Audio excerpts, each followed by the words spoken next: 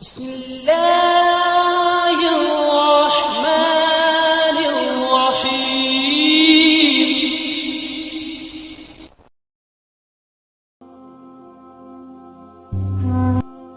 کسی قوم کی حقیقی عظمت اس کی ماضی کی کامیابیوں میں نہیں بلکہ ایک بہتر مستقبل کی تشکیل کی صلاحیت میں ہے۔ تعلیم کا حتمی مقصد افراد کو اپنی تقدیر کا مہمار بننے کے قابل بنانا ہے۔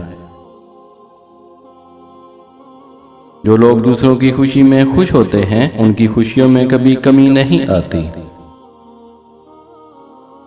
نیک بنو مگر اتنے بھی نیک نہیں کہ ہر دوسرا بندہ گنہگار نظر آنے لگے۔ اگر آپ اپنی برائیوں پر قابو پانا چاہتے ہیں تو سچ بولنا شروع کر دیں۔ میں عقل مندوں سے کیوں پوچھوں کہ میرا آغاز کہاں سے ہوا؟ میں اس سوچ میں مصروف ہوں میرا اختتام کہاں ہوگا۔ جب کبھی تمہیں اپنے رزق میں کمی نظر آنے لگے تو کچھ مال اللہ کو دے کر اللہ کے ساتھ تجارت کر لیا کرو۔ کوئی سفر لا حاصل نہیں ہوتا، منزل نہ بھی ملے تو راستے بہت کچھ سکھا دیتے ہیں۔ سو زندگی میں کبھی بھی مشکلوں سے گھبرا کر رک نہ جانا۔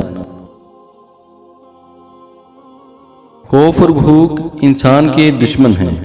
خوف اور بھوک پیدا کرنے والا نظام انسانیت کا دشمن ہے۔ اگر کوئی انسان تم پر احسان کرے تو پہلے اللہ پاک کا شکر ادا کرو، پھر اس انسان کا، کیونکہ اللہ پاک نے اسے تم پر مہربان کیا ہے۔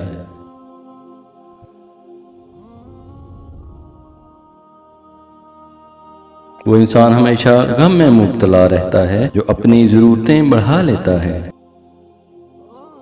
آگے بڑھنے والا کبھی کسی کو نقصان نہیں پہنچاتا، لیکن دوسروں کو نقصان پہنچانے والا کبھی ترقی نہیں کر سکتا۔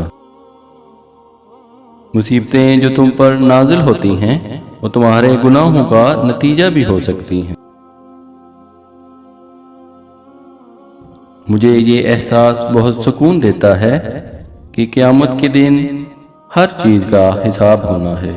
مجھے اب لوگوں کے دیے گئے زخموں پر دکھ نہیں ہوتا بلکہ ان لوگوں پر ترس آتا ہے۔ نصیحت کریں مگر کسی کو شرمندہ نہ کریں۔ مقصد دستک دینا ہوتا ہے، دروازہ توڑنا نہیں۔ بخیل شخص عادل نہیں ہو سکتا اور نہ ہی اس کی گواہی قابل قبول ہو سکتی ہے۔ پودے اور معدنیات تقدیر کے پابند ہیں، مومن صرف خدائی احکامات کا پابند ہے۔ جب سچائی میں جلن نہ ہو تو یہ فلسفہ ہے، جب دل جلتا ہے تو وہ شاعری بن جاتی ہے۔ میں نے آسمان کی روشنی کی حرکت اور چاند کی رگوں میں خون دوڑتا ہوا دیکھا ہے۔ یہ نفس کی فطرت ہے کہ وہ اپنے آپ کو ظاہر کرے۔ ہر مادہ میں نفس کی طاقت سوتی ہے۔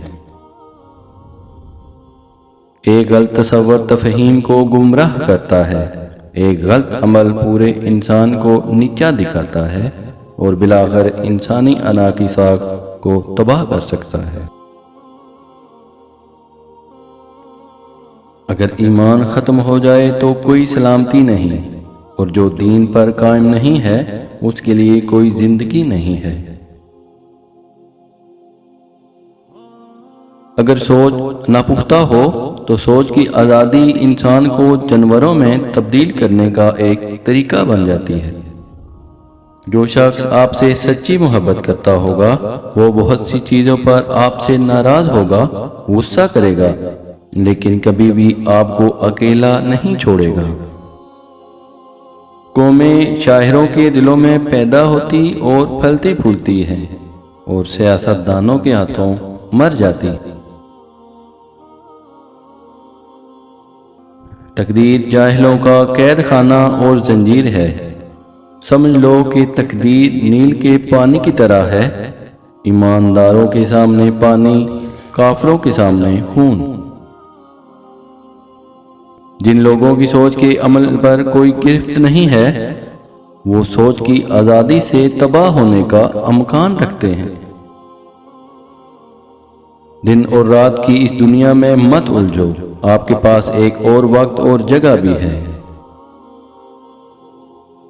اپنی قدر و قیمت سے آگاہ رہیں، اسے حاصل کرنے کے لیے اپنی تمام طاقت استعمال کریں۔